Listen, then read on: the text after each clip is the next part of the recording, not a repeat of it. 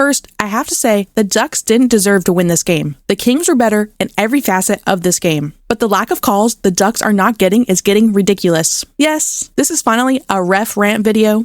We're 20 games into the season, and I have to say, almost every recap video could have been a ref rant video. But we can't always blame the refs. Even though something happens every game, I try not to mention them in most recap videos other than the occasional refs suck, but now it's getting to the point where Ducks player safety is at stake. How many cross-checks have gone uncalled? McTavish has been targeted the last few games. And this game. How is this not a cross-check? Vetrano gets cross-checked here into the boards. And it does get called, but he also gets called for a roughing penalty while being on the ice. There was a blatant trip on Sylph early, and some non-slashing calls. Any other team would get these called. I'll say it again, the Ducks did not deserve to win this game, but I would just like some consistency on calls. And it's been like this the whole season. You want to say just rise above and continue playing, but if anyone has played sports, you know how demoralizing it can be to continue to get the short end of the stick. Yes, the Ducks do take a lot of lazy, boneheaded penalties, but call them on the other teams too. I don't know how they fix it, but something has to change.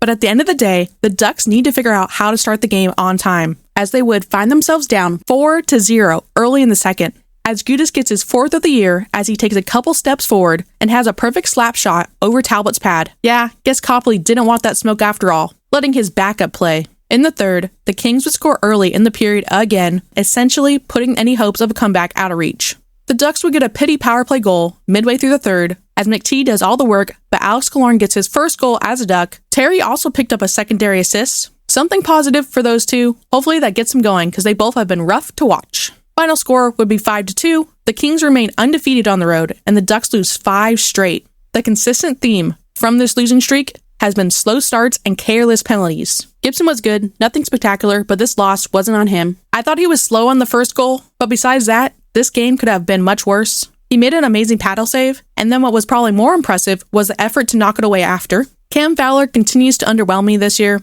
He plays fine most of the time, and then makes some stupid decision that costs them a goal. And if I ever see another stupid Fowler wrister from the blue line on the power play, I'm gonna lose it.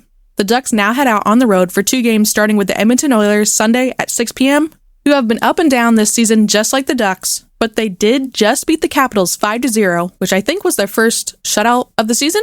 So I don't really know what to expect from either team. I just hope this 2-game road trip will help get the team's vibes back, because the Ducks don't have any right now. Make sure you like, comment, and subscribe to help us overtake the Anaheim Ducks official YouTube channel this season.